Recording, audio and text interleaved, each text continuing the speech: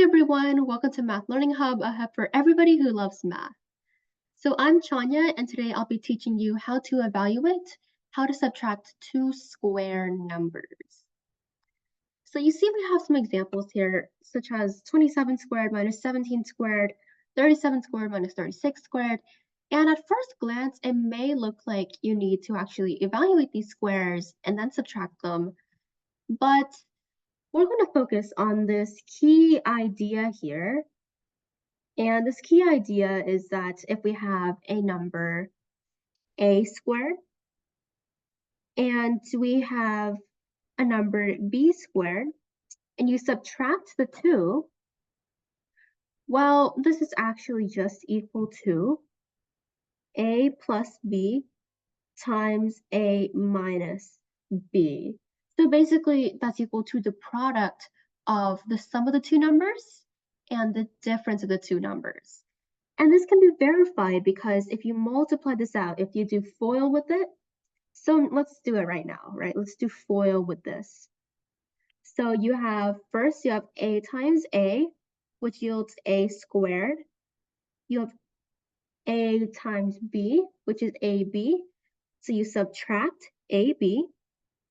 You have a times b here, which yields plus ab. And then you have b times b, but since one of them has a negative in front of it, you subtract b squared. So you realize that these two terms do cancel out, and you do, in fact, yield a squared minus b squared. So that being said, summary is basically the difference of two squares is equal to the sum of the numbers being squared times the difference of the numbers being squared. And so let's see this in action by doing an example, which is number 1, 27 squared minus 17 squared. So in this case, you notice that your a, your first number being squared, is your 27, right? Your a in this case is your 27, and your b in this case is 17, the other number that's being squared, right? So this is just going to be equal to a plus b times a minus b.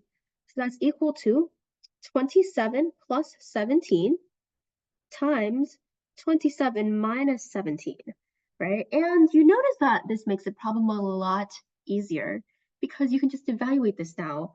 So this is just going to be 44 times 10, 44 times 10, and that's just going to be 440. And let me highlight this result so it's more easy to differentiate between the work. So you see how this key idea can help make processes a little bit more easy. So now let's move on to the second problem, which is 37 squared minus 36 squared. So your first step is to identify what's your a here and what's your b here. So your a here is your first number, right? The number that is positive that's being squared. So that's going to be 37. And your b here is going to be the number that's being squared but is being subtracted from the first square. So that's going to be 36. So that is again equal to a plus b, or 37 plus 36, times a minus b, or 37 minus 36, right?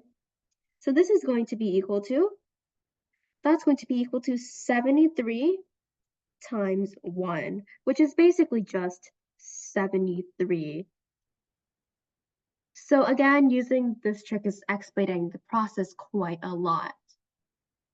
So now I'm going to move on to my final example, which is 31 squared minus 29 squared.